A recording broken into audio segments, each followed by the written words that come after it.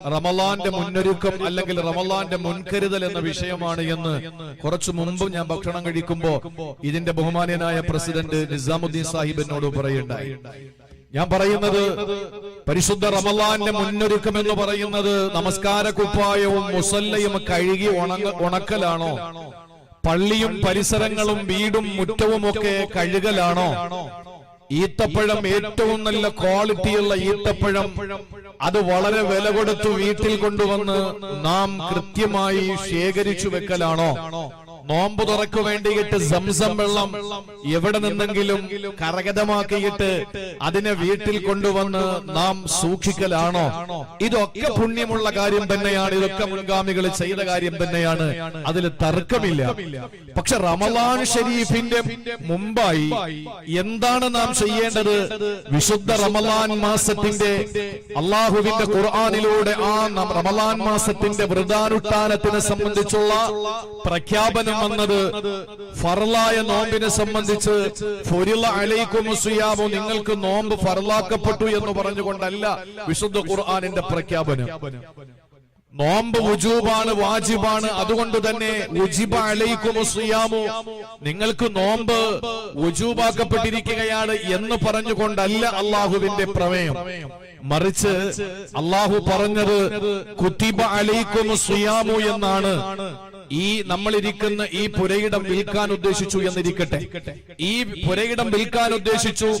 അതിന്റെ സംസാരം ഇങ്ങനെ നടക്കുന്നതിനിടയിൽ അങ്ങോട്ടും ഇങ്ങോട്ടും വാക്കാൽ പറഞ്ഞു ഇത്ര ലക്ഷം രൂപയ്ക്ക് തന്നേക്കാം, ശരി ഇത്ര മാസം കഴിഞ്ഞിട്ട് ഞാൻ അത് ഇത്ര രൂപയ്ക്ക് എടുത്തോളാം എന്ന് പറഞ്ഞാൽ ഈ പറയുന്ന ആളിന് കൊടുക്കുന്ന ആളിന് നല്ല വില കിട്ടിയാലും മറിച്ചു വിൽക്കാൻ പറ്റും. വാങ്ങിയ ആള് പൈസ ഉണ്ടാക്കി കൊണ്ടുവരുമ്പോ സ്ഥലം ഉണ്ടാവൂല. കാരണം ഇത് വെറും ഒരു വാമൊഴിയായിരുന്നു. പക്ഷേ അത് എഗ്രിമെന്റ് ചെയ്യപ്പെട്ടാലോ, അത് എഴുതി ഒരു 100 രൂപ പത്രത്തിൽ അത് കൃത്യമായി എഴുതി വെച്ചാലോ, അത് രേഖയായി രേഖപ്പെടുത്തപ്പെട്ടു, അത് വരമൊഴിയായി, വാമൊഴിയല്ല. അതിന് സ്വീകാര്യതയുണ്ട്, അത് നമുക്ക് കോടതിയിൽ ഹാജരാക്കാൻ കഴിയും. വിശുദ്ധ ഖുർആനിൽ അല്ലാഹു തആല നോമ്പ് നിങ്ങൾക്ക് നിയമമാക്കപ്പെട്ടു, എഴുതപ്പെട്ടു എന്നാ പറഞ്ഞത്. എന്ന് പറഞ്ഞാൽ അർത്ഥസംഖ്യക്കിടയില്ലാതെ യാതൊരു വിട്ടുവീഴ്ചയും ഇല്ലാതെ അല്ലാഹു തആല നിങ്ങൾക്ക് നോമ്പ് നിയമമാക്കിയിരിക്കുകയാണ്, നിങ്ങൾക്ക് ശർആക്കിയിരിക്കുകയാണ്, നിങ്ങൾക്ക് എഴുതപ്പെട്ടിരിക്കുകയാണ്. ഇത് വിശുദ്ധ ഖുർആനിന്റെ പ്രഖ്യാപനം. ഈ റമളാൻ ഇനിയും ദിവസങ്ങൾ ബാക്കി നിൽക്കവേ ഈ റമളാനെ നമുക്ക് എങ്ങനെ വരവേൽക്കാമെന്നാണ് എനിക്ക് മർഹബയുടെ പ്രവർത്തകർ വിളിച്ചപ്പോ എന്റെ മുന്നിലേക്ക് ഓടിയെത്തിയ സഹോദര സഹോദരിമാരോട് എനിക്കിന്ന് പറയാനുള്ളത്. ആദ്യമായി എന്നോടും, രണ്ടാമതായി എന്റെ മർഹബയുടെ കൂട്ടുകാരോടും, മൂന്നാമതായി എന്നെ കേൾക്കാൻ വന്ന ആളുകളോടും, നാലാമതായി ഇത് ലൈവിലൂടെ കണ്ടുകൊണ്ടിരിക്കുന്ന സഹോദരി സഹോദരന്മാരോടും അള്ളാഹു നമുക്ക് അമല് ചെയ്യാനുള്ള തൗഫീക്ക് തരട്ടെ. ഇഷ്ടംപോലെ പ്രഭാഷകരുണ്ട്. ഞാൻ പ്രഭാഷണം പ്രസംഗിക്കണമെന്ന് ആഗ്രഹം തോന്നിയത് കരുനാഗപ്പള്ളി ചുറ്റുമൂലയിൽ ഞാൻ പഠിക്കുമ്പോ അവിടെ ഞാൻ എന്റെ ഒരു സുഹൃത്തിന്റെ വീട്ടിൽ കണിയാപുരത്ത് അണക്കപ്പിള്ളയില് ഞാൻ എന്റെ ഒരു സുഹൃത്തിന്റെ വീട്ടില് ലീവ് സമയത്തൊന്ന് പോയപ്പോ അണക്കപ്പിള്ള മൈതാനിയിൽ മനോഹരമായൊരു പ്രഭാഷണം നടക്കുന്നുണ്ട്. ആ പ്രസംഗം കേൾക്കാൻ വേണ്ടി എന്റെ കൂട്ടുകാരനോടൊപ്പം ഞാൻ അവിടെ പോയി. അങ്ങനെ പോകുമ്പോ ബഹുമാനപ്പെട്ട ഷാഫി ഉസ്താദാണ്. ഞാൻ ആമുഖത്തിലെ മുഖദ്ദിമയിലെ ബിസ്മി ഓതിയപ്പോ തന്നെ ഞാൻ അങ്ങ് വീണു. എന്തൊരു സൗന്ദര്യമാണ്, എന്തൊരു സൗരഭ്യമാണ്, എന്തൊരു സുഖമാണ് കേൾക്കാൻ. അപ്പൊ അതുകൊണ്ട് തന്നെ അൽഹംദുലില്ലാ അന്ന് മനസ്സിൽ കോറിയിട്ടു എനിക്കും ഒരു പ്രഭാഷകനാകണം. അതിനുശേഷം ഞാൻ ഒരിക്കൽ ചുറ്റുമൂല പഠിക്കുമ്പോ മറ്റൊരു ഉസ്താദിന്റെ വാഹനത്തിന്റെ പിന്നിൽ കയറിയിട്ട് ഞാൻ ബഹുമാനപ്പെട്ട ഉസ്താദിന്റെ വീട്ടിൽ വന്നു. അന്ന് മക്കളൊക്കെ ചെറുതാ. അൽഹംദുലില്ലാ എന്നോട് അന്ന് ഉസ്താദ് പറഞ്ഞത് ഇപ്പോഴും ഞാൻ ഓർക്കുകയാണ്. രണ്ട് കാര്യമുണ്ടെങ്കിലും മകന് നിനക്ക് പ്രഭാഷകനാകാൻ പറ്റും. അതിൽ ഒന്ന് നിനക്ക് ആഗ്രഹം ഉണ്ടാകണം. ഞാൻ പറഞ്ഞു നല്ല ആഗ്രഹമുണ്ട്. രണ്ട് പരിശ്രമം ഉണ്ടാകണം. ഞാൻ പറഞ്ഞു ഇൻഷാ അല്ലാഹ് ഇന്ന് മുതൽ പരിശ്രമിക്കുക. അതിനുശേഷം അൽഹംദുലില്ലാ പല വേദികളിലും ആലങ്കോട് പ്രസംഗം കേൾക്കാൻ പോയിട്ടുണ്ട്, കാരേറ്റ് പ്രസംഗം കേൾക്കാൻ പോയിട്ടുണ്ട്. അവിടെ എന്താണ് പറഞ്ഞതെന്നും അവിടെ എങ്ങനെയാണ് പ്രസംഗിച്ചതെന്നും ഇന്നും എന്റെ മനസ്സിൽ, വർഷങ്ങൾ കഴിഞ്ഞിട്ടും എന്റെ മനസ്സിൽ ഓർമ്മയുണ്ട്. അപ്പോ അൽഹംദുലില്ലാ പ്രഭാഷകർക്ക് കുറവൊന്നുമില്ല, പ്രഭാഷകർക്ക് കുറവൊന്നുമില്ല. പുതിയ പുതിയ നവപ്രഭാഷകന്മാർ സഹോദരന്മാർ കടന്നു വരുമ്പോഴും അന്നത്തെ പ്രഭാഷകരിൽ ഇന്ന് നിലനിൽക്കുന്നവരിൽ വളരെ ചുരുങ്ങിയ പേരിൽ ഒരാളാണ് ബഹുമാനപ്പെട്ട ഉസ്താദ് അവറുകൾ. അള്ളാഹു ആഫിയത്ത് കൊടുക്കട്ടെ, അള്ളാഹു ദീർഘായുസ് കൊടുക്കട്ടെ, അള്ളാഹു താല ആ ശബ്ദത്തിന് അള്ളാഹു താല ആയുസ് കൊടുക്കട്ടെ. ഒരുപാട് കാര്യങ്ങൾ പഠിക്കാൻ കണ്ടന്റുകളുണ്ട്. ബുദ്ധിയുള്ളവർക്ക് ചിന്തിക്കാനുള്ള വഴികൾ തുറന്നു തരും. അള്ളാഹു തൗഫീഖ് തരട്ടെ.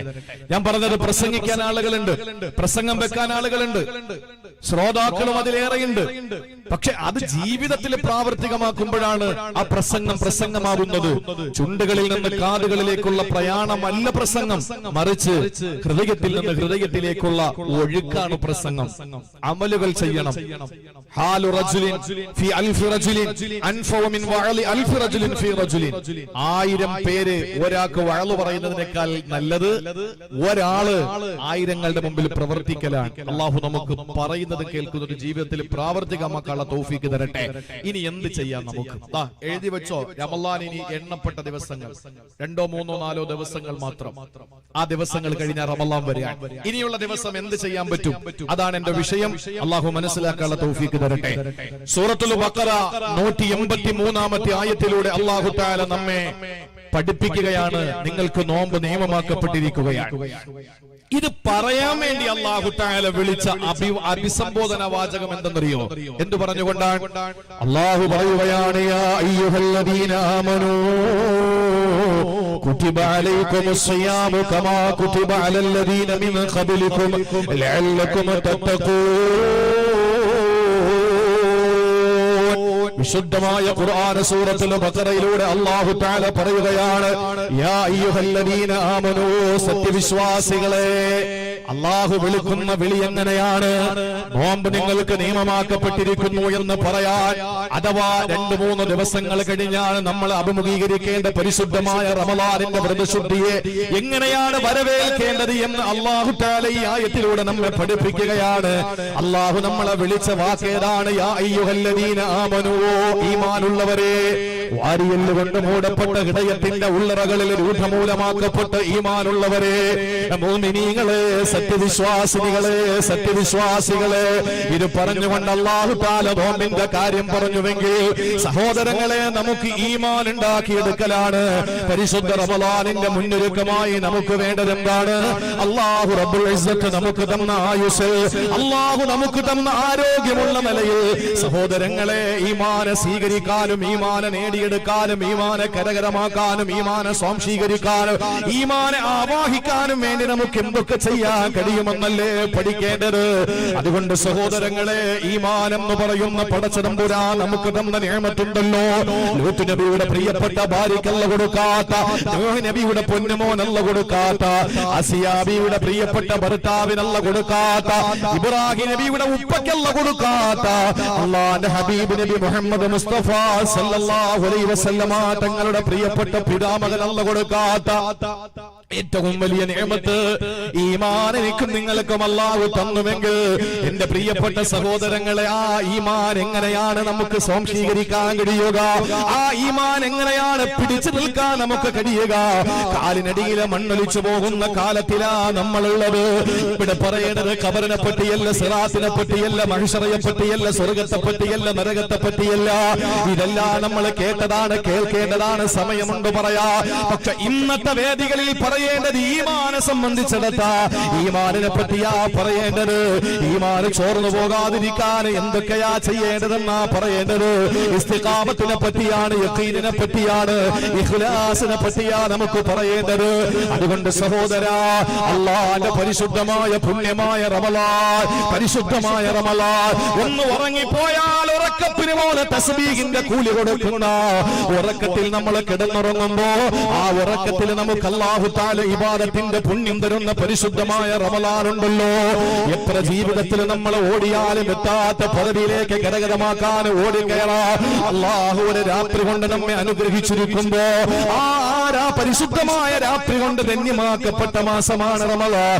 ആ റമളാൻ മാസത്തിലേക്ക് നമുക്ക് കടന്നു പോകുമ്പോ സഹോദരങ്ങളെ, എങ്ങനെയാണ് പോകേണ്ടത്? അല്ലാഹുവിന്റെ ഹബീബ് സല്ലല്ലാഹു അലൈഹി വസല്ലമ തങ്ങൾ മസ്ജിദുൻ നബവിയിലേക്ക് കടന്നു വരുമ്പോൾ, സുബ്ഹി നമസ്കാരത്തിന് കടന്നു വരുമ്പോ സഹാബത്ത് മദീനത്തെ പള്ളിയിൽ നിറഞ്ഞിരിക്കുകയാ. അല്ലാഹുവിന്റെ ഹബീബ് കടന്നു വരുമ്പോ മദീനത്തുൻ നബവിയിൽ നിറഞ്ഞിരിക്കുന്ന സഹാബത്തിനോട് ഹബീബായ നബി തങ്ങൾ ചോദിച്ചതെന്തെന്നറിയോ? കൈഫ അസ്ബഹ്തും, നിങ്ങൾ എങ്ങനെയാണ് സുപ്രഭാതത്തിൽ കടന്നു വന്നത്? എങ്ങനെയാണ് പ്രഭാതത്തെ നിങ്ങൾ വരവേറ്റത്? എങ്ങനെയാണ് സുബഹി സമയത്ത് നിങ്ങൾ കടന്നു വന്നത്?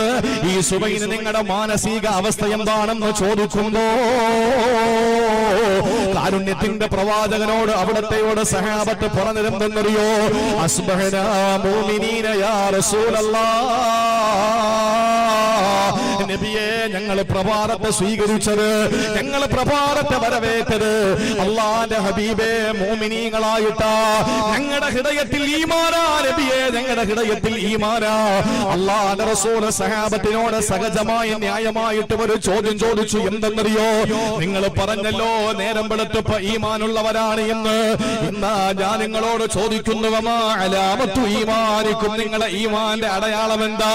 നിങ്ങൾ ഈമാനുള്ളവരാണെന്ന് പറഞ്ഞല്ലോ, ആ ഈമാന്റെ അടയാളം എന്താണെന്ന് ചോദിക്കുമ്പോ അല്ലാഹുവിന്റെ റസൂലിനോട് സഹാബത്ത് പറയുകയാണ്, നബിയേ ഞങ്ങളുടെ ജീവിതത്തിൽ 3 സ്വഭാവ ഗുണങ്ങളുണ്ട്, ഞങ്ങൾക്ക് 3 സ്വഭാവ വൈശിഷ്ട്യമുണ്ട്, ഞങ്ങൾ 3 സ്വഭാവത്തിന്റെ ഉടമകളാ. ഏതൊക്കെയാണ് സ്വഭാവം? ഒന്നാമത്തേത് നസ്ബിറു അലൽ ബലാ, നശ്കുറു അലർ റഖാ, നറലാ ബിൽ ഖലാ. അല്ലാഹുവിന്റെ ഹബീബ് ഇത് കേൾക്കേണ്ട താമസം അവിടെന്ന് പറഞ്ഞതെന്തെന്നറിയോ? സഹാബത്തെ അന്തും മുഅ്മിനൂന ഹഖാ, നിങ്ങൾ ഒറിജിനൽ മുഅ്മിനീങ്ങളാ, നിങ്ങൾ യഥാർത്ഥ ഈമാനുള്ളവരാ. എന്റെ പ്രിയപ്പെട്ട സഹോദരങ്ങളെ, ഒരു മനുഷ്യനെ കാണാൻ കഴിയാത്ത ഹൃദയത്തിന്റെ ഉള്ളറകളില് ഒരു മുട്ടിയുടെ വലിപ്പമുള്ള വാരിയല് കൊണ്ട് മൂടപ്പെട്ട ഹൃദയാന്തരാളങ്ങള് ഒരു മനുഷ്യന് മറ്റൊരാൾക്ക് കാണിച്ചു കൊടുക്കാൻ പറ്റാത്ത ഒന്നുണ്ടതാണ് ഈമാൻ. അത് എന്റെ ഹൃദയത്തിൽ നിന്ന് നിങ്ങളുടെ ഹൃദയത്തിലേക്ക് പാസ് ചെയ്യപ്പെടുന്നുണ്ട് പല രീതിയിലായി. ഒരു സലാം പറയുന്നതിലൂടെ, ഒരു വിളിക്കുത്തരം നൽകുന്നതിലൂടെ, ഒന്ന് പുഞ്ചിരിക്കുന്നതിലൂടെ, നിങ്ങളുടെ സങ്കടങ്ങളിൽ ഞാൻ ഇടപെടുന്നതിലൂടെ അത് നമുക്ക് കാണാൻ കഴിയില്ല. നോക്കൂ സഹോദര, ഈ ഒരു ലൈറ്റിൽ നിന്ന് അടുത്ത ലൈറ്റിലേക്ക് നമുക്ക് കാണാൻ കഴിയാത്ത ഒരു വയറുണ്ട്. ആ വയറിലൂടെ നമുക്ക് കാണാൻ കഴിയാത്ത വിദ്യുത് ശക്തിയുടെ പ്രവാഹമുണ്ട്. ഇതുപോലെയാണ് ഒരു മനുഷ്യന്റെ ഹൃദയത്തിൽ നിന്ന് ലോകത്തുള്ള ഏത് മോമിനാണെങ്കിലും അവന്റെ ഹൃദയത്തിലേക്ക് ഈമാന്റെ ഒരു വലിയ പ്രവാഹം നടക്കുന്നത്. സഹോദരങ്ങളെ, നമുക്ക് ആർക്കും ഒന്ന് കാണിച്ചു കൊടുക്കാൻ കഴിയില്ല. ആ ഈമാൻ അല്ലാഹുവിന്റെ റസൂൽ സഹാബത്തിനോട് ചോദിക്കുമ്പോ അവര് ഈ 3 വിശേഷണങ്ങൾ പറഞ്ഞെങ്കിൽ അല്ലാഹുവിന്റെ റസൂൽ പറഞ്ഞതെന്താണ്? 7 ആകാശങ്ങൾക്ക് മുകളിൽ നിന്ന്, സപ്തവാനങ്ങൾക്ക് മുകളിൽ നിന്ന് പടച്ചവൻ അറിയിക്കാത്തതെന്ന്, ജീവിതത്തിൽ ഒരു അക്ഷരം പോലും അവിടുത്തെ റിസാലത്തിന്റെ പൊൻചമ്പകപ്പോ ചുണ്ടിൽ നിന്ന് കടന്നു വരാത്ത മദീനയുടെ മണവാളന്, മക്കയുടെ രാജാവ്, നമ്മുടെ ഹൃദയത്തിന്റെ തുടിപ്പ് കണ്ണിന്റെ കൃഷ്ണമണിയായ നബി മുഹമ്മദ് മുസ്തഫ ഒരക്ഷരം പോലും അല്ലാഹുവിന്റെ ഹബീബ് സ്വന്തമായി പറഞ്ഞിട്ടില്ല. മാ യന്തിഖു അനിൽ ഹവാ ഇൻ ഹുവ ഇല്ലാ വഹയ്യുഹാ. ഒരക്ഷരം പോലും അല്ലാഹുവിന്റെ ഹബീബ് വഹയിന്റെ സന്ദേശമില്ലാതെ മിണ്ടിയിട്ടില്ല. അങ്ങനത്തെ പ്രവാചകന് സഹാബത്തിനോട് പറഞ്ഞ സഹാബ, ഈ 3 വിശേഷണം നിങ്ങളുടെ ജീവിതത്തിലുണ്ടെങ്കിൽ, ഈ 3 സ്വഭാവ വൈശിഷ്ട്യം നിങ്ങൾക്ക് ഉണ്ടെങ്കിൽ സഹാബ തീർച്ച അന്തും മുഅ്മിനൂന ഹഖാ, നിങ്ങൾ യഥാർത്ഥ മുഅ്മിനീങ്ങൾ തന്നെയാണ്. എന്റെ പ്രിയപ്പെട്ട സഹോദരങ്ങളെ, സഹാബത്ത് പറഞ്ഞ ആ 3 സ്വഭാവ ഗുണങ്ങൾ നമ്മുടെ ജീവിതത്തിൽ ഉണ്ടായാൽ ഉറപ്പായിട്ട് നമ്മൾ യഥാർത്ഥ മുഅ്മിനീങ്ങളാണ്. നമ്മുടെ ഈമാനെ ചോദ്യം ചെയ്യാൻ ലോകത്തൊരു ശക്തിക്ക് കഴിയില്ല. ഒരാൾക്കും നമ്മുടെ ഈമാനെ തകർക്കാൻ കഴിയില്ല. അതുകൊണ്ട് ഞാൻ പറയാൻ, എന്നോടും നിങ്ങളോടും എനിക്ക് ഈ അവസാന നിമിഷത്തിൽ പരിശുദ്ധ റമളാൻ ഇനി നമ്മുടെ മുമ്പിലേക്ക് കടന്നു വരുന്നതിന് ഏതാനും ദിവസങ്ങൾക്ക് മുമ്പ് എനിക്ക് പറയാനുള്ളത്, ആ 3 സ്വഭാവ ഗുണങ്ങൾ നമുക്ക് ഇന്നത്തെ ദിവസം ഇവിടെ നിന്ന് സ്വായത്തമാക്കണം. അല്ലാഹു തൗഫീഖ് തരട്ടെ, അല്ലാഹു തൗഫീഖ് തരട്ടെ. ധൈര്യമായിട്ട് നിങ്ങൾ ആമീൻ പറയും. കസേര കൂടിയതാണ് സംഘാടകരുടെ മനസ്സിന്റെ വിശാലത. അൽഹംദുലില്ലാഹ്, നമുക്ക് കാണാൻ പറ്റാത്ത അല്ലാഹുവിന്റെ അംലാക്കുകളുടെ അനുസ്യൂത പ്രവാഹം ഈ മജ്ലിസിലേക്ക് കടന്നു വന്നിട്ടുണ്ട്. അൽഹംദുലില്ലാഹ്, ഇതിന്റെ പ്രവർത്തകരൊന്നും ഇലക്ഷന് നിൽക്കുന്നവരല്ല, വോട്ട് നേടാൻ വേണ്ടിയിട്ടൊന്നുമല്ല. ഇതിന്റെ പ്രവർത്തകരൊന്നും നാളെ അവർക്ക് എന്തെങ്കിലും നേടിയെടുക്കാൻ വേണ്ടിയിട്ടല്ല, പച്ചപാവങ്ങളാണ്. പച്ചപാവങ്ങളാണ്. അള്ളാഹു അവർക്ക് എല്ലാ അർത്ഥത്തിലും അള്ളാഹു ഇതിന് ഓരോ ദിവസത്തെയും ഓരോ മണിക്കൂറിന്റെയും പ്രതിഫലം അള്ളാഹു അവരുടെ ജീവിതത്തിന്റെ ഇരുലോകത്തും അള്ളാഹു നൽകി അനുഗ്രഹിക്കുമാറാവട്ടെ. സഹോദരങ്ങളെ, 4 ഭാഗത്തും മഴയാണ്. അള്ളാഹു ബറക്കത്ത് തന്നിരിക്കുക നമുക്ക്. 4 ഭാഗത്തും മഴ. ഞാൻ ഇങ്ങോട്ട് വരുമ്പോ തന്നെ ഇങ്ങോട്ട് വരാൻ വേണ്ടി ഓച്ചറയിൽ നിന്ന് കുറെ സുഹൃത്തുക്കള് അവര് വിളിച്ചിട്ട് പറഞ്ഞു, ഭയങ്കര മഴയല്ലേ, ഇനി എങ്ങനെ വരാ? ശരിയാണ്, ഓച്ചറയിലൊക്കെ ഭയങ്കര മഴയാണ്. ഞാൻ നിസാം സാഹിബിനെ വിളിക്കുമ്പോ ഇവിടെ മഴയില്ല, അൽഹംദുലില്ലാഹ്. അള്ളാഹു അവന്റെ റഹ്മത്തിന്റെ മഴത്തുള്ളികളെ ഇൽമിന്റെ മജ്ലിസിൽ നിന്ന് കുറച്ചു നേരത്തേക്ക് മാറ്റി നിർത്തുകയാണ്. നമ്മളോടുള്ള സ്നേഹത്തിന്റെ പേരിലാണ്, നമ്മളോടുള്ള താല്പര്യത്തിന്റെ പേരിലാണ്. അള്ളാഹു അത് മുതലാക്കാൻ, അത് നഷ്ടപ്പെടുത്തി കളയാതിരിക്കാൻ അള്ളാഹു തൗഫീക്ക് നൽകി അനുഗ്രഹിക്കുമാറാവട്ടെ. ഇവിടെ വന്നവരാരും മോശക്കാരല്ല. അള്ളാഹു വിജയിച്ചവരുടെ കൂട്ടത്തിൽ നിങ്ങളെ പെടുത്തും. 3 പേര് നബി തങ്ങളുടെ സദസ്സിലേക്ക് കടന്നു വന്നു. ഒരാള് കിട്ടിയ ഒരു ഇരിപ്പിടത്തിലേക്ക് ചാടിയങ്ങ് വീണു. ഒരാള് കയ്യും കെട്ടി പുറകിൽ മാറി നിന്നു. ഹദീസാണ്, സ്വഹീഹാണ്. 3-മത്തെ ആൾ അവിടെ ചുറ്റിക്കറങ്ങിയിട്ട് ഒരൊറ്റ പോക്ക. ഇത് കണ്ടിട്ട് മുസ്തഫായ തങ്ങൾ സല്ലല്ലാഹു അലൈഹി വസല്ലം സഹാബത്തിനോട് പറഞ്ഞു, ആദ്യത്തെ ആൾ ആരെന്നറിയോ? അള്ളാഹുവിലേക്ക് അഭയം പ്രാപിച്ചവനാണ്. അതുകൊണ്ട് അള്ളാഹു അവന് അഭയം കൊടുത്തിരിക്കുകയാണ്. അൽഹംദുലില്ലാഹ്, നിങ്ങൾക്ക് അള്ളാഹു അഭയം തന്നിരിക്കുകയാണ്. 2-മത്തെ വിഭാഗം, ആ വന്ന പുറകിൽ നിന്ന ആള് അള്ളാന്റെ വിഷയത്തിൽ അവന് ഭയങ്കര ലജ്ജയാണ്. അതുകൊണ്ട് അവന്റെ വിഷയത്തിൽ ലജ്ജിക്കുകയാണ്. അള്ളാഹു കാക്കട്ടെ. ഇനി 3-മതൊരു വിഭാഗം, അത് അള്ളാഹുവിനെ ഒഴിവാക്കിയവനാണ് അവൻ. അതുകൊണ്ട് അവനെയും ഒഴിവാക്കിയിരിക്കുകയാണ്. അള്ളാഹു നമ്മളെ ജീവിതത്തിൽ ഒരു സമയത്ത് പോലും അങ്ങനെ ഒരു ദുരന്തത്തിന് അള്ളാഹു ഇരയാക്കാതിരിക്കട്ടെ. ആര് കൈയൊഴിഞ്ഞാലും നമുക്കുള്ള നമ്മുടെ പടച്ചവനല്ലേ, നമ്മുടെ നാഥനല്ലേ.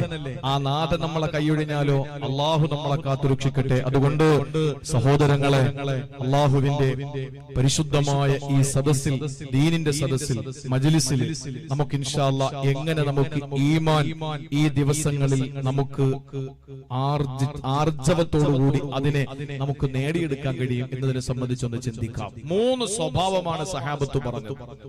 1 നസ്ബിറു അലൽ ബലാ, 2 നഷ്കുറു അലർ റഖാ, 3 നർളാ ബിൽ ഖളാ. ഇത് 3 ഉണ്ടെങ്കിൽ എല്ലാമായി. ഇത് 3 ഉണ്ടെങ്കിൽ എല്ലാമായി. നിങ്ങൾ നോക്ക്, നമുക്ക് ഇൻഷാ അല്ലാഹ് ആദ്യം പറഞ്ഞത് എന്താണ്? നസ്ബിറു അലൽ ബലാ, ഞങ്ങൾ പരീക്ഷണങ്ങളിൽ ക്ഷമിക്കുന്നവരാണ്. അള്ളാന്റെ ഹബീബെ, ഞങ്ങൾ എന്ത് പരീക്ഷണം വന്നാലും ഞങ്ങൾ ക്ഷമയുള്ളവരാണ്. എന്താണ് ക്ഷമ? നമ്മൾ കരുതിയിരിക്കുന്നത് ഭർത്താവ് മരിക്കുമ്പോ ഭാര്യ അലമുറയിടാതെ അള്ളാഹു തിരിച്ചെടുത്തു, ഞാൻ ക്ഷമിക്കല്ലാതെ മറ്റെന്താ വഴി എന്ന് പറഞ്ഞ് ക്ഷമിക്കലാണ് സബ്ർ, ക്ഷമ എന്ന് കരുതിയ പലരുമുണ്ട്. അത് ക്ഷമയുടെ ഒരു ഭാഗം മാത്രമാണ്. അത് ക്ഷമയുടെ ഒരു ഭാഗം മാത്രമാണ്. അള്ളാന്റെ പള്ളിയുടെ മിനാരത്തിൽ നിന്ന് ബാങ്ക് മുഴങ്ങുമ്പോൾ, ജീവിത തിരക്കിനിടയിൽ, ജീവിതത്തിന്റെ ഓട്ടത്തിനിടയിൽ അള്ളാന്റെ മസ്ജിദിൽ നിന്ന് ബാങ്ക് മുഴങ്ങുമ്പോൾ ഓടി വന്ന് പള്ളിയിൽ വന്ന് ജമാഅത്തായി നമസ്കരിക്കാൻ നിനക്ക് കഴിയുമോ ചെറുപ്പക്കാരാ? അള്ളാന്റെ പരിശുദ്ധമായ ദീനിന്റെ മജ്ലിസ് നടക്കുമ്പോ എല്ലാ കാര്യങ്ങളും ഒന്ന് മാറ്റിവെച്ചിട്ട്, എല്ലാ ചിന്തകളും ഒന്ന് മാറ്റിവെച്ചിട്ട്, അള്ളാന്റെ പരിശുദ്ധമായ ദീനിന്റെ മജ്ലിസാണല്ലോ റഹ്മത്തിന്റെ പാരാവാരം പോലെയുള്ള മാലാഖമാരുടെ ഏറ്റവും വലിയ സാന്നിധ്യമുള്ള മജ്ലിസാണല്ലോ. അതുകൊണ്ട് ഞാനൊന്ന് പോയിരിക്കാം, എനിക്കൊന്ന് പുണ്യം കിട്ടട്ടെ. പഠിക്കാനൊന്നുമില്ലെങ്കിൽ പോലും ആ റഹ്മത്തിന്റെ മജ്ലിസിൽ പോയിരുന്നാൽ എത്ര സന്തോഷമാ, എത്ര ആനന്ദമാ എന്നോർത്തുകൊണ്ട് ഇൽമിന്റെ മജ്ലിസിലേക്ക് ഓടി വരാൻ ക്ഷമയുള്ളവനെ കഴിയൂ സഹോദരാ. അള്ളാഹുവിന്റെ പള്ളിയുടെ മിനാരത്തിൽ നിന്ന് ബാങ്ക് മുടങ്ങുമ്പോ വീടിന്റെ അകത്തളങ്ങളിലെ മുസല്ല വിരിച്ചിട്ട് നമസ്കാര കുപ്പായം ധരിച്ച് വെള്ളമെടുത്ത് ഒലുവെടുത്ത് ആദ്യ സമയത്ത് നമസ്കരിക്കാൻ എന്റെ പെങ്ങളെ ക്ഷമയുണ്ടെങ്കിലേ കഴിയൂ. അതുപോലെ പരിശുദ്ധമായ ഹറമുണ്ടല്ലോ, കരിമ്പടം പുറച്ച കറുത്ത സുന്ദരിയായ കഅബാലയത്തിന്റെ തിരുമുറ്റത്തേക്ക് അള്ളാഹുവിന്റെ പരിശുദ്ധമായ വെളുക്കുത്തരം നൽകിക്കൊണ്ട് തൽബിയത്തിന്റെ മന്ത്രോച്ചാരണവുമായി ഒരു ഇഹ്റാമിന്റെ വസ്ത്രം ധരിച്ചുകൊണ്ട് പരിശുദ്ധമായ ഹറമിലേക്ക്, കഅബാലയത്തിന്റെ മുന്നിലേക്ക്, മത്താഫിലേക്ക് ഇഹ്റാമിന്റെ ഡ്രസ്സും ധരിച്ചുകൊണ്ട് ഉംറയ്ക്ക് പോകാം. അതുപോലെ തന്നെ ഹജ്ജിന് പോകാൻ ലക്ഷങ്ങൾ മുടക്കേണ്ടി വന്നാൽ പ്രശ്നമല്ലെന്ന് ചിന്തിക്കുന്നത് സഹോദരാ ക്ഷമയുള്ളവനാ. അധ്വാനിച്ച് രാവിലെ മുതൽ വൈകുന്നേരം വരെ പാടത്ത് പണിയെടുത്ത് അധ്വാനിച്ച് തനിക്ക് അല്ലാഹു നൽകിയ സമ്പത്തിൽ നിന്ന് 2.5% പാവപ്പെട്ടവന്റെ അവകാശമായിട്ട് കൊടുത്തു കൊടുത്തുവിടുന്ന സക്കാത്തുണ്ടല്ലോ, അത് എന്തിനാണ് മറ്റുള്ളവനെയാണ് കൊടുക്കുന്നത്? ഇത് റബ്ബെനിക്ക് തന്നതല്ലേ, ഞാൻ കഷ്ടപ്പെട്ടുണ്ടാക്കിയതല്ലേ എന്ന ചിന്തയില്ലാതെ ഇതെനിക്ക് പടച്ചവൻ തന്ന സമ്പത്തിൽ നിന്ന് 2.5% അത് മാലിന്യമാണ്, അത് പാവപ്പെട്ടവന് കൊടുക്കുമ്പോഴാണ് എന്റെ സമ്പത്തിന് വിശുദ്ധി വരുന്നത്. ഈ ഒരു ചിന്തയോടെ സക്കാത്ത് കൊടുക്കാൻ എന്തേ മുതലാളിമാർക്ക് കഴിയാതെ പോകുന്നത്? അവർക്ക് ക്ഷമയില്ലാത്തതിന്റെ പേരില. ഏതൊരാള് സക്കാത്ത് കൊടുത്താലും അല്ലാഹു അവനെ ക്ഷമ കൊടുത്തതിന്റെ പേരില. അതുപോലെ സഹോദരങ്ങളെ, കല്ല് നിറഞ്ഞ് പൊന്നുന്ന കുപ്പി തന്റെ കൂട്ടുകാരന്റെ കയ്യിലിരിക്കുമ്പോ അത് പരസ്പരം അങ്ങോട്ടും ഇങ്ങോട്ടും അള്ളാഹുവിന്റെ പരിശുദ്ധമായ ഖുർആൻ തിരിച്ചറിയും നിഷിദ്ധമാക്കിയ ആ കള്ളിന്റെ കുപ്പി എടുത്തിട്ട് ചിയേഴ്സ് വിളിക്കുന്ന കൂട്ടുകാരുടെ മുമ്പ് ഇല്ല, എനിക്കതിൽ ഒരു തുള്ളി പാനം ചെയ്യാൻ കഴിയില്ലെന്ന് പറഞ്ഞുകൊണ്ട് അതിൽ നിന്ന് മാറി നിൽക്കാൻ ചെറുപ്പക്കാരാ, നിനക്ക് ക്ഷമയുണ്ടെങ്കിലേ കഴിയോ. നീ കോടീശ്വരനാണ്, നിന്റെ സമ്പത്തിൽ നിന്ന് കുറെ സമ്പത്ത് നീ പലിശയ്ക്ക് കൊടുക്കുകയാ, എന്നിട്ട് ഒരു ജോലി ചെയ്യാതെ വീട്ടിലെ കുടവയറും തടകയിരുന്ന് പലിശയുടെ കണക്കെഴുതുമ്പോ നിനക്ക് ജോലി ചെയ്യാതെ കൂലിയെടുക്കുന്ന ഒരു നല്ല നിലയിലുള്ള കച്ചവടമായി പലിശ കച്ചവടത്തെ കാണുമ്പോ അത് വേണ്ട, അത് സ്വന്തം മാതാവിനെ വ്യഭിചരിക്കുന്നതിന് സമാനമാണ് എന്ന് അള്ളാന്റെ ഹബീബിനെ പഠിപ്പിച്ചതാ. ആ പലിശയുടെ ഒരു നുള്ള ഭക്ഷണം എന്റെ മക്കൾ തിന്നാൽ അവരുടെ ഇരുലോകവും നഷ്ടമാണ് എന്ന ബോധ്യത്തോടെ പലിശയിൽ നിന്ന് മാറി നിൽക്കുന്ന പണക്കാരാ, നിനക്ക് ക്ഷമയുണ്ടെങ്കിലേ കഴിയൂ പൊന്നുമോനെ. അതുപോലെ സഹോദരങ്ങളെ, പരദൂഷണത്തിൽ നിന്ന് വ്യഭിചാരത്തിൽ നിന്ന് എല്ലാ തിന്മകളിൽ നിന്ന് മാറി നിൽക്കാൻ നിനക്ക് കഴിയണോ? നിനക്ക് ക്ഷമ വേണം. ഇതാണ് ക്ഷമ എന്ന് പറയുന്നത്. അള്ളാഹു നിർബന്ധമാക്കിയ അമലുകളെ ചെയ്യാൻ ക്ഷമ വേണം. അള്ളാഹു നിഷിദ്ധമാക്കിയ പാപങ്ങളിൽ നിന്ന് മാറി നിൽക്കാൻ ക്ഷമ വേണം. ഇതൊക്കെ ക്ഷമയാണ് സഹോദര. ആ ക്ഷമയുടെ കാര്യമാണ് ഞാൻ പറയുന്നത്. ഞങ്ങൾ പരീക്ഷണങ്ങൾ വരുമ്പോ ക്ഷമിക്കുന്നവരാണ് നബിയേ. ഈ പരീക്ഷണങ്ങൾക്ക് അപ്പുറത്ത് സഹാബത്ത് നേരിട്ട പരീക്ഷണങ്ങൾ എന്താ? പ്രിയമുള്ള സഹോദരങ്ങളെ, ബുദ്ധിമുട്ടുകളോ പ്രയാസങ്ങളോ പട്ടിണിയും കടന്നു വരുമ്പോ അബീ താലിബിന് പട്ടിണി കടന്ന ഉപരോധം ഏർപ്പെടുത്തപ്പെട്ടപ്പോ എന്റെയും നിങ്ങളുടെയും ലോകത്തിന്റെയും നേതാവ് നബി മുഹമ്മദ് മുസ്തഫ, ഇവിടുത്തെ ഹൈന്ദവന്റെ നേതാവ് നബി മുഹമ്മദ് മുസ്തഫ, ഇവിടുത്തെ ക്രൈസ്തവന്റെ നേതാവ് നബി മുഹമ്മദ് മുസ്തഫ, ലോകത്തിന്റെയും അചേതന സചേതന വസ്തുക്കളുടെ നേതാവ് നബി മുഹമ്മദ് മുസ്തഫ, ആകാശത്തിന്റെയും ഭൂമിയുടെയും മാമലകളുടെയും സാഗരങ്ങളുടെയും സ്വർഗത്തിന്റെയും നരകത്തിന്റെയും ജിന്നുകളുടെയും മനുഷ്യന്റെയും അർശിന്റെയും കുർസിന്റെയും ലോഹിന്റെയും കലമിന്റെയും ഈ ലോകം അല്ലാത്ത എല്ലാത്തിന്റെയും സെട്ടിപ്പിന് കാരണക്കാരനായ, അല്ലാത്ത എല്ലാത്തിന്റെയും സെട്ടിപ്പിന് കാരണക്കാരനായ അൽ ആലം എന്ന് പറഞ്ഞാലും മാസിവൽ ബാരി, അല്ലാത്തതിനെയാണ് ആലം എന്ന് പറയുക. അല്ലാത്ത എല്ലാത്തിന്റെയും സെട്ടിപ്പിന് കാരണക്കാരനായ നബി മുഹമ്മദ് മുസ്തഫ പട്ടിണി കിടക്കുമ്പോ ഉപരോധം ഏർപ്പെടുത്തപ്പെട്ടപ്പോ വെള്ളം കുടിക്കാനില്ലാതെ പാടുപെട്ടപ്പോ സഹോദരങ്ങളെ, കൂടെ ഉണ്ടായിരുന്നവന് ക്ഷമിച്ചവരാ. ഒരു നേരത്തെ ഭക്ഷണം കഴിക്കാൻ വകയില്ലാതെ പാടുപെട്ട സഹാബത്തുണ്ടായിരുന്നു. ആ ക്ഷമയെല്ലാം സഹാബത്ത് അല്ലാഹുവിന്റെ ഹബീബിനോട് പറഞ്ഞ വാക്കിലുണ്ട്. നബിയെ, ഞങ്ങളെ പരീക്ഷണങ്ങളിൽ ക്ഷമിക്കുന്നവരാ. ഞാൻ ക്ഷമയെപ്പറ്റി കൂടുതൽ പറയുന്നില്ല, വിഷയം വിശാലമാണ്, സമയം ചുരുക്കമാണ്, എന്റെ അറിവും പരിമിതമാണ്. സഹോദരങ്ങളെ, ക്ഷമയെന്ന് പറഞ്ഞാൽ എല്ലാം കൂടെ പറയാൻ നമുക്ക് സമയമില്ല. പക്ഷെ പറയാതിരിക്കാൻ നിവൃത്തിയില്ലാത്തൊരു കാര്യമുണ്ട്. ഏതെന്നറിയോ? എന്നെ കേൾക്കുന്ന എന്റെ സഹോദരിമാരെ, എന്റെ സഹോദരങ്ങളെ, ജീവിതത്തിൽ എന്തെങ്കിലും ഒരു പരീക്ഷണം നിങ്ങൾക്ക് നേരിട്ടാൽ അത് മക്കളുടെ രോഗമാകാം, അത് ഭർത്താവിന്റെ അസുഖമാകാം, അത് പ്രിയപ്പെട്ട ഭാര്യയുടെ തളർന്നു പോകുന്ന രോഗമാകാം. സഹോദരങ്ങളെ, ഏത് പരീക്ഷണങ്ങൾ നമ്മൾ നേരിടുമ്പോൾ പടച്ചവനാണ് മറ്റൊരു മഖ്ലൂക്കിനോടത് പറയല്ലേ, ഒരു ഇബാദിനോടും അത് പറയല്ലേ. എന്തുകൊണ്ടെന്നറിയോ? ഇന്ന് നമ്മുടെ ഏറ്റവും വലിയ സ്വഭാവ വൈകൃതം എന്തെന്നറിയോ? ഒരു പരീക്ഷണമല്ല തന്നാലും മറ്റുള്ളവരോട് വിളമ്പി നടക്കുകയാ, മൈക്ക് വെച്ച് കെട്ടുകയാ. അല്ല എന്നോട് അങ്ങനെ ചെയ്തു, എന്നോട് മാത്രം എന്തേ പടച്ചവൻ അങ്ങനെ ചെയ്യുന്നത്? എന്റെ ഭാര്യയ്ക്ക് മാത്രം എന്തേ എന്നും അസുഖമുള്ളത്? ഇല്ല മുസ്ലിം സ്വരൂപക്കാരാ, ഒരു ഖുദ്സിയായ ഹദീസിലൂടെ അള്ളാന്റെ ഹബീബ് പഠിപ്പിച്ചതെന്തെന്നറിയോ? അല്ല പറയുന്നത്രേ, എന്റെ ഇബാദുകൾക്ക് ഞാൻ എന്തെങ്കിലും ഒരു ചെറിയ പരീക്ഷണം കൊടുത്താൽ, ഒരു ചെറിയ തലവേദന കൊടുത്താൽ, ഒരു ചെറിയ പനി കൊടുത്താൽ, ഒരു ചെറിയ ജലദോഷം കൊടുത്താൽ, അവര് നാട് നീളെ എന്നെ പറ്റി പറഞ്ഞു നടക്കുകയാണ്. പരിഭവം പറയുകയാ. എന്നിട്ട് അല്ല പറയുന്നു, എന്നാൽ എനിക്കെതിരെ അവര് പ്രവർത്തിക്കുന്ന ധിക്കാരമുണ്ടല്ലോ, വലിയ വലിയ മോശമായ പ്രവർത്തനങ്ങൾ എനിക്കെതിരെ ചെയ്യുമ്പോ ഇന്ന് വരെ ഞാൻ എന്റെ മുഖറബീങ്ങളായ മലക്കുകളോടും പറഞ്ഞിട്ടില്ല, എന്റെ മുഖറബീങ്ങളായ മലായിക്കത്തുകളോട് പോലും പറഞ്ഞിട്ടില്ല. നോക്കൂ സഹോദരങ്ങളെ, നമ്മൾ എന്തെല്ലാം തെറ്റുകൾ ചെയ്തു അല്ല ആരോടെങ്കിലും പറഞ്ഞോ? ഈ കാലഘട്ടത്തില് ഈ 2022 മാർച്ച് മാസത്തിന്റെ അവസാന സമയത്ത് ഞാൻ പറയുകയാണ്, ഒരു ഭർത്താവിന്റെ രഹസ്യം മുഴുവനും ഭാര്യ അല്ല അറിയിക്കുമായിരുന്നെങ്കിൽ എവിടെയാണ് കുടുംബജീവിതത്തിന്റെ ഊഷ്മളതയുള്ളത്? എവിടെയാ കുടുംബജീവിതം ശാശ്വതമാകുന്നത്? എന്നേ ശിഥിലീകരിച്ചേനെ, എന്നേ ശൈഥില്യത്തിലെത്തിയനെ സംശയമുണ്ടോ?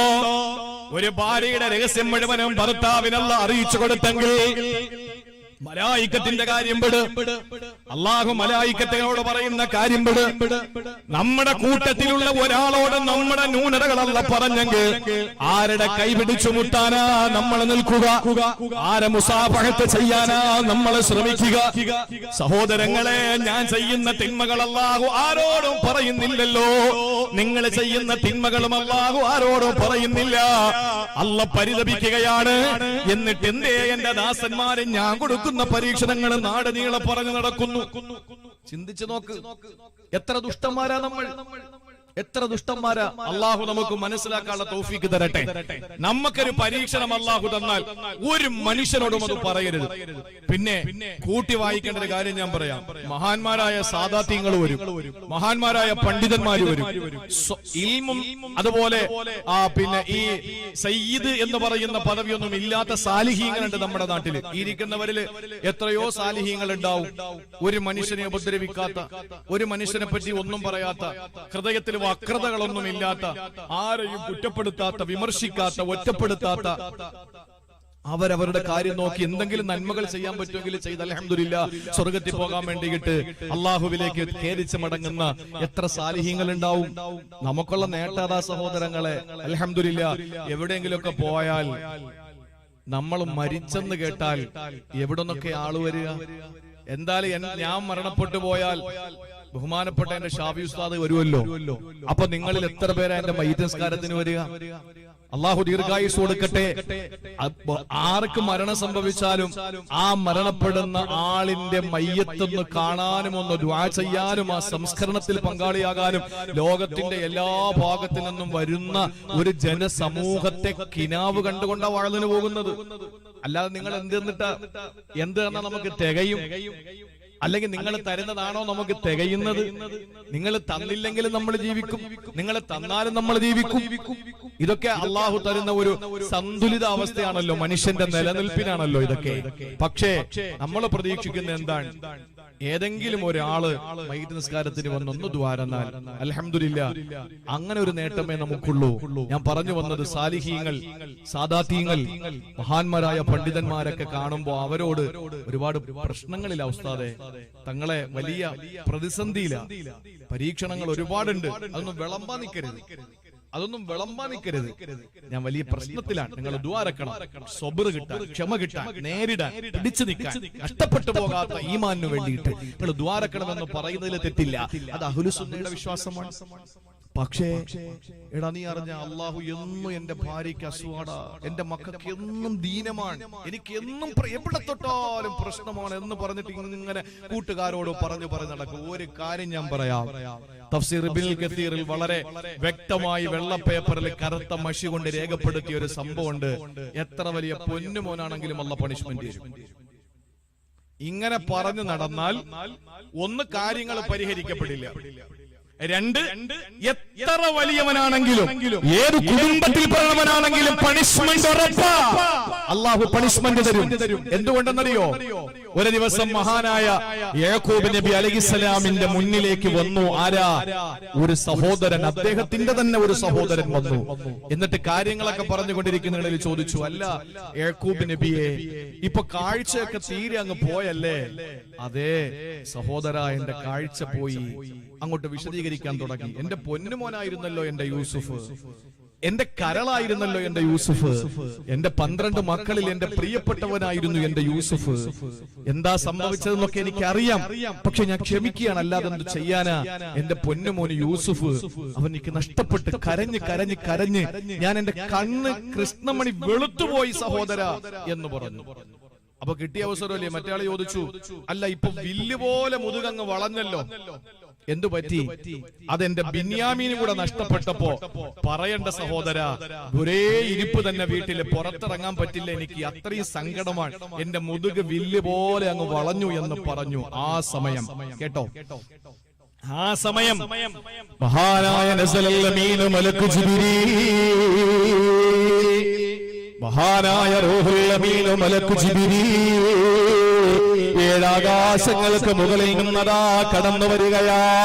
അല്ലാഹുവിന്റെ ഹബീബ് മഹാനായ യാക്കൂബ് നബി അലൈഹിസ്സലാം കടന്നു വന്നിട്ട് പറയുകയാണ്, ഓ നബിയേ, ഇന്നല്ലാഹ യുഖരിഉക സലാം, ഇന്നല്ലാഹ യുഖരിഉക സലാം, അല്ലാഹു അങ്ങക്ക് സലാം പറഞ്ഞിരിക്കുകയാ. അല്ലാഹ് സലാം പറഞ്ഞു വിട്ടിരിക്കുന്നു നബിയേ. ആവേശത്തോടെ യാക്കൂബ് നബി സലാം അടക്കുകയാ. ആ സമയത്താണ് അല്ലാഹുവിന്റെ മലക്ക് ജിബ്രീൽ പറയുന്നു, ഓ യാക്കൂബ് നബിയേ, അല്ലാഹ് ഒരു കാര്യം കൂടി പറഞ്ഞു. എന്താ? അമാ തസ്തഹീ, നിങ്ങൾക്ക് നാണമുണ്ടോ എന്ന് ചോദിക്കുകയാ, നിങ്ങൾക്ക് ലജ്ജയുണ്ടോ എന്ന് ചോദിക്കുകയാ. പച്ച മലയാളത്തിൽ നമ്മുടെ നാടൻ ഭാഷയിൽ പറഞ്ഞാൽ അല്ല ചോദിക്കുകയാണ്, നിങ്ങൾക്ക് ഉളുപ്പുണ്ടോ? യാക്കൂബ് നബി സംബീതനായി, പരിഭ്രമചുട്ടനായി, വിഷാദ വിഷണനായി, വേദന വിഹുലനായി, എന്തേ ജിബ്രീലേ അങ്ങനെ പടച്ചവന് ചോദിച്ചത്? എന്തേ എന്റെ ഭാഗത്ത് നിന്ന് എന്താ ഉണ്ടായത്? ജിബ്രീൽ അലൈഹിസ്സലാം യാക്കൂബ് നബിയോട് പറഞ്ഞത്രേ, അല്ലയോ യാക്കൂബ് നബിയേ, നിങ്ങൾ നിങ്ങളുടെ സങ്കടങ്ങൾ എന്തിനാ സഹോദരനോട് വിളമ്പിക്കൊടുത്തത്? നിങ്ങളുടെ ദുഃഖങ്ങൾ എന്തിനാ പരിഭവത്തിന്റെ കെട്ടടിച്ചു വെച്ചത്? ആ സമയത്ത് യാക്കൂബ് നബി അലൈഹിസ്സലാം ബോധവാനാവുകയാ. ഉടൻ തന്നെ യാക്കൂബ് നബി അലൈഹിസ്സലാം സർവ്വതും അല്ലാഹുവിലേക്ക് അർപ്പിച്ചുകൊണ്ട് നിലവിളിച്ചു. എന്താ? സൂറത്ത് യൂസുഫിൽ നമുക്കത് കാണാം. യാക്കൂബ് നബി അലൈഹിസ്സലാം പറഞ്ഞ വാക്കെന്തെന്നറിയോ? ഇന്നമാ അശ്കൂ ബത്തി വഹുസ്നി ഇലല്ലാഹ്, ഇന്നമാ അശ്കൂ ബത്തി വഹുസ്നി ഇലല്ലാഹ്, എന്റെ ദുഃഖങ്ങളും എന്റെ എല്ലാ ആവലാദികളും നിന്നെ ഞാൻ ഏൽപ്പിക്കുകയാ. ശിക്കായത്ത് ഞാൻ നിന്നെ ഏൽപ്പിക്കുകയാണ് റബ്ബേ. എന്റെ ദുഃഖങ്ങൾ മുഴുവനും നിന്നെ ഞാൻ ഏൽപ്പിക്കുകയാ. എന്റെ ഹൃദയത്തിനകത്ത് നീറുന്ന ഒരുപാട് പ്രശ്നങ്ങളുണ്ട് റബ്ബേ. എന്റെ പൊന്നുമോൻ യൂസുഫ് എനിക്ക് നഷ്ടമായി പടച്ചവരെ, എന്റെ ബിനിയാമിൻ എനിക്ക് നഷ്ടമായി തമ്പുരാനെ, എനിക്ക് സഹിക്കാൻ പറ്റുന്നതിനപ്പുറത്താണ് നാഥാ, എല്ലാം ഞാൻ നിന്നെ ഏൽപ്പിച്ചിരിക്കുകയാ. ഇതങ്ങ് പറഞ്ഞിട്ട് മഹാനായ യാക്കൂബ് നബി അലൈഹിസ്സലാം എന്താ പറഞ്ഞതെന്നറിയോ? അല്ലാഹുൽ മുസ്തആൻ അലാ മാ തസിഫൂ. പൊന്നുമക്കളെ, നിങ്ങൾ പറയുന്നത് എനിക്ക് അവലംബിക്കാൻ കഴിയില്ല, നിങ്ങളെ പറയുന്നത് എനിക്ക് വിശ്വാസമില്ല മക്കളെ, നിങ്ങളെ വാക്ക് എനിക്ക് കേൾക്കേണ്ട മക്കളെ. എനിക്ക് ഏറ്റവും വലുത് എന്റെ റബ്ബാണ്. എന്നെ ഒരു സ്ഥലത്തെ കൈവിടാത്ത അല്ലാഹ്, എന്നെ സൃഷ്ടിച്ച അല്ലാഹ്, എന്നെ സംരക്ഷിച്ച അല്ലാഹ്, എന്നെ സംഹരിക്കുന്ന അല്ലാഹ്, സർവജ്ഞനായ സർവഗുണ സമ്പൂർണനായ സർവലോക സൃഷ്ടിസ്ഥിതി സംഹാരകർത്താവായ ആ സ്നേഹസമ്പന്നനായ എന്റെ നാഥനെ ഞാനെല്ലാം ഏൽപ്പിച്ചിരിക്കുകയാ. ഇത് പറഞ്ഞപ്പോൾ അല്ലാഹു ഖുർആൻ സൂറത്ത് യൂസുഫിലൂടെ യാക്കൂബ് നബിയുടെ ക്ഷമയെ പറ്റി പറഞ്ഞത് ഫസബുറുൻ ജമീൽ. ലോകത്താരെ പറ്റിയാ പടച്ചവൻ അങ്ങനെ പറഞ്ഞത്? ഫസബുറുൻ ജമീൽ, ഏറ്റവും മനോഹരമായ മുൻചുള്ള ചാച്ചല്യമാനമായ ക്ഷമ. യാക്കൂബ് നബിയുടെ ക്ഷമയെ പറ്റി അല്ലാഹു പുകഴ്ത്തി പറഞ്ഞു. സഹോദരങ്ങളെ, യൂസുഫ് എന്ന പൊന്നുമോനെ അല്ല തിരിച്ചു കൊടുത്തു. എങ്ങനെയാ?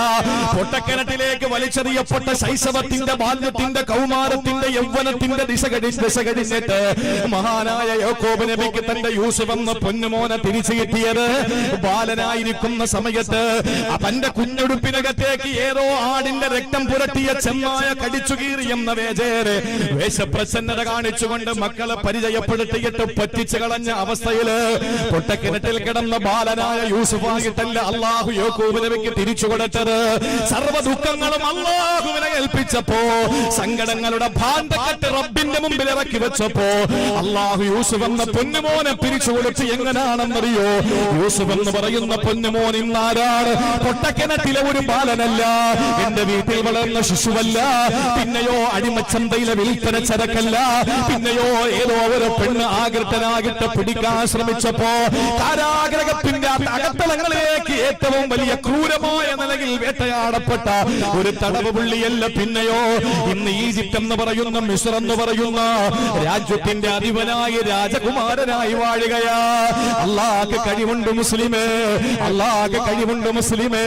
അതുകൊണ്ട് ക്ഷമിക്കാൻ നമുക്ക് കഴിയുമോ? ഒരു മനുഷ്യനോടും പരിഭവം പറയാൻ പാടില്ല. അല്ലാഹു തരുന്ന പരീക്ഷണങ്ങളെ നെഞ്ചുറപ്പോടെ സ്വീകരിച്ചുകൊണ്ട് പാതിരാത്രിയുടെ നിശബ്ദതകളിൽ അല്ലാഹുവിന്റെ മുമ്പിൽ പൊട്ടിക്കരഞ്ഞു പറവങ്ങള് അല്ലാഹുവിന് വേണ്ടി പാതിരാ നമസ്കാരം നിർവഹിക്കാൻ നിനക്ക് കഴിയോ? മുസല്ല വിരിച്ചിട്ട് നമസ്കാര കുപ്പായം ധരിച്ചു, ആ നമസ്കാര കുപ്പായം മുഴുവനും നിന്റെ കണ്ണുനീര് കൊണ്ട് കുതിരട്ടെ മോളെ.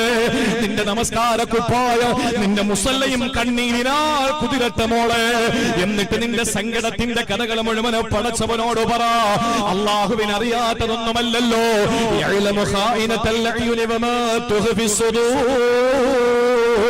ഒളിക്കണ്ണുകൊണ്ടുള്ള നോട്ടമറിയുന്ന അല്ലാഹ്, വാരിയെല്ലിനാൽ മൂടപ്പെട്ട ഹൃദയത്തിന്റെ ചലനമറിയുന്ന അല്ലാഹ്, കല്ലിടുക്കിലെ പുൽക്കൊടിക്ക് പോലും കുടിനീര് കൊടുക്കുന്ന അല്ലാഹ്, പാതിരാത്രിയുടെ നിശബ്ദതയിലെ കോൺക്രീറ്റ് സൗധത്തിന്റെ ഉള്ളിൽ കിടക്കുന്ന മനുഷ്യന്റെ ഹൃദയത്തിന്റെ തുടിപ്പറിയുന്ന അല്ലാഹ്, വലിയ വലിയ കറുത്ത പാറക്കെട്ടുകളുടെ ഇടയിലൂടെ നടന്നു പോകുന്ന കൊച്ചു ഉറുമ്പിന്റെ കാലിന്റെ ചലനമറിയുന്ന റബ്ബ്, ആ പടച്ചവനെ ഏൽപ്പിക്കുമോളെ. അല്ലാഹു സുബഹി വരെയാക്കില്ല, ആ സെക്കൻഡിൽ ഇന്നമാ അംറുഹു ഇദാ അറാദ ശൈഅൻ അൻ യഖൂല ലഹു കുൻ ഫയകൂൻ. അല്ലാഹു അവന്റെ ഖുദ്റത്തും ഇറാദത്തും ലിങ്കാകുന്ന ഒരു സെക്കൻഡിന്റെ നിമിഷാർദ്ധം മതി. അല്ലാഹു എന്തെങ്കിലും ഒന്ന് ഉദ്ദേശിച്ചാൽ സാഹിബു കുന്നായ അല്ലാഹ്, കാഫിന്റെ നൂനിന്റെ ഇടയിൽ പ്രവർത്തിക്കുന്ന അല്ലാഹ്, ഏതെങ്കിലും ഒരു കാര്യം തീരുമാനിച്ചാൽ ഒരു നിമിഷാർദ്ധത്തിന്റെ മുമ്പിൽ വെച്ച് അല്ലാഹു അതിനെ സാധിപ്പിച്ചു തരും മോളെ. സങ്കടങ്ങൾ അല്ലാഹുവിനോട് പറയണം, ബാക്കിയുള്ളവരോട് സങ്കടങ്ങൾ മാറാൻ ദ്വാരക്കാനാ പറയേണ്ടത്. എന്ന് വെച്ചിട്ട് ഞാൻ മുജാഹിദൊന്നും അല്ല, നിങ്ങൾ അങ്ങനെ ചിത്രീകരിക്കൊന്നും വേണ്ട. 916 സുന്നിയ. ഞാൻ പറയുന്നത് ജീവിതത്തിൽ പരീക്ഷണങ്ങളും പ്രതിസന്ധികളും ബുദ്ധിമുട്ടുകളും ദുഃഖങ്ങളും ഒക്കെ വരുമ്പോ നമുക്ക് തീർക്കാൻ അല്ലാഹുവേ ഉള്ളൂ. ഇങ്ങോട്ട് അല്ലാഹു ഇട്ടുതരും. ഇബ്രാഹിം നബിയോട് പറഞ്ഞു, മോനെ അറുക്കാൻ പറഞ്ഞു. ഇബ്രാഹിം നബിക്ക് പറയാമായിരുന്നില്ലേ, അല്ലാഹുവേ നീ എന്തിനാ പിന്നെ അവസാന സമയം എനിക്ക് കുട്ടി തന്നത്? 19 വയസ്സ് കഴിഞ്ഞിട്ട് ലൂത്ത് നബിയുടെ ജനതയെ നശിപ്പിക്കാൻ പോകുമ്പോ വീട്ടിൽ ഇറങ്ങി കുട്ടിയുടെ സന്തോഷ വാർത്ത പറയേണ്ട വല്ല കാര്യമുണ്ടോ? ഞാൻ നിന്നോട് എത്ര നാൾ ചോദിച്ചു, നീ തന്നില്ല.